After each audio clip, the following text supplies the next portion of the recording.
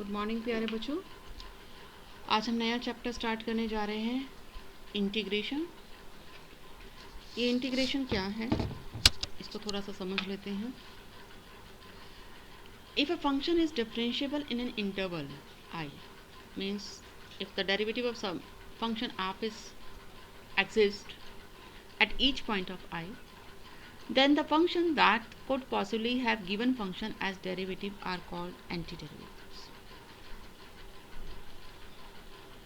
अगर हमें कोई फंक्शन गिवन है तो उस फंक्शन को पता लगाना जिसका वो डेरिवेटिव है, ये इंटीग्रेशन कहलाता है। और वो जो फंक्शन जिसका वो डेरिवेटिव गिवन फंक्शन होगा, उस फंक्शन को हम एंटी डेरिवेटिव या प्रिमिटिव कहेंगे ऑफ द गिवन फंक्शन। और इस प्रोसेस को हम of finding the anti derivative it is called integration. तो यहाँ हम दो तरह की प्रॉब्लम्स लेंगे इंटीग्रेशन में, एक इंडेफिनिट इंटीग्रेशन और एक डेफिनिट इंटीग्रेशन की प्रॉब्लम्स। इंडेफिनिट में जनरली उस तरह की प्रॉब्लम्स आती हैं जहाँ हमें किसी फंक्शन का डेरिवेटिव गिवन हो और हमें उस फंक्शन को फाइंड आउट करना जिसका वो डेरिवेटिव है। ये इंडेफिनिट इंटीग्रेशन का पार्ट हुआ। और डेफिनिट इंटीग्रेशन में हम फाइंड आउट करते हैं generally the area which is bounded by the graph of a function under certain conditions. Area which is covered by the graph of a function under the given condition, इस पर based questions होंगे हमारे definite integration में। Now integration is the inverse process of differentiation. जैसे square root is the inverse process of squaring, addition and subtraction they are the inverse process of each other. अब यहाँ sine x का differentiation क्या होता है, cos x. तो हम क्या कह सकते हैं कि कॉस एक्स का इंटीग्रेशन या कॉस एक्स का एंटी डेरिवेटिव या कॉस एक्स का प्रिमिटिव क्या है, साइन एक्स। क्योंकि किसी भी फंक्शन का एंटी डेरिवेटिव मतलब वो फंक्शन जिसको डिफरेंशिएट करके हमें गिवन फंक्शन मिल जाए। इसी तरह से x³/3 का डिफरेंशिएशन होता है एक्स स्क्वायर।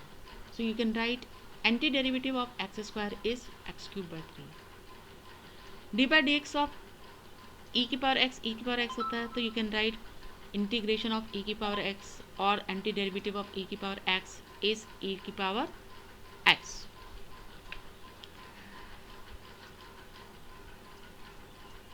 नाउ अगर हम साइन एक्स की जगह साइन एक्स प्लस सी लेंगे तो भी उसका डेरिवेटिव कॉस एक्स ही आएगा। इसलिए इंटीग्रेशन ऑफ कॉस एक्स हम साइन एक्स प्लस सी भी लिख सकते हैं। तो हम ये कह सकते हैं कि किसी भी फंक्शन का इंटीग्रेशन या एंटी डेरिवेटिव यूनिक नहीं होता है। वो डिफर करता है किससे, कांस्टेंट से डिफर करता है।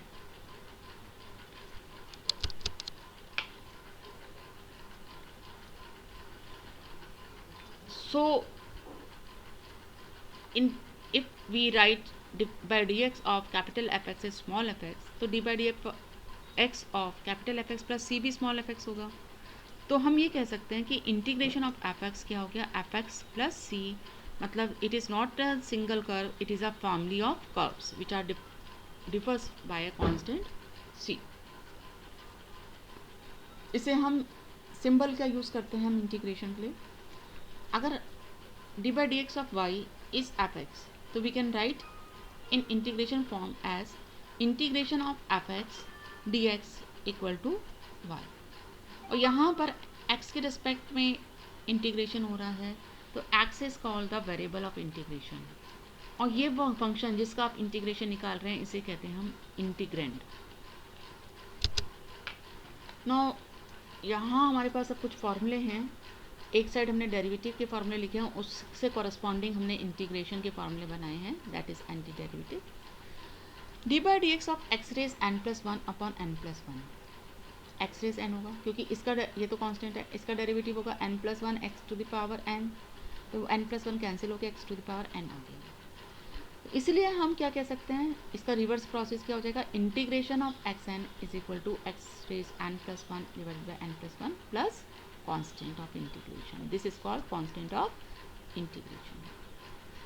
इसी तरह से d by d x of sine x होता है हमारे पास कॉस एक्स, तो कॉस एक्स का इंटीग्रेशन हो गया sine x plus c. D by d x of cos x minus sine x होता है, तो इसलिए हम ये भी लिख सकते हैं d by d x of minus cos x is equal to sine x.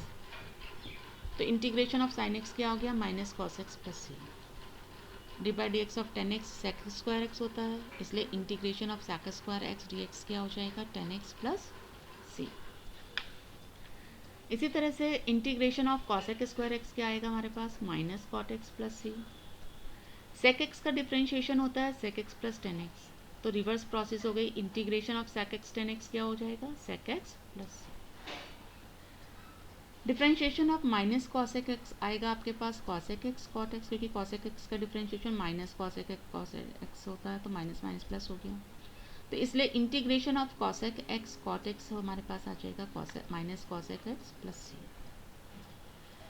अब यहाँ d by d x of sine inverse x भी 1/√1 माइनस एक्स स्क्वायर होगा, और माइनस कॉस इनवर्स एक्स का भी 1/√1 माइनस एक्स स्क्वायर होगा।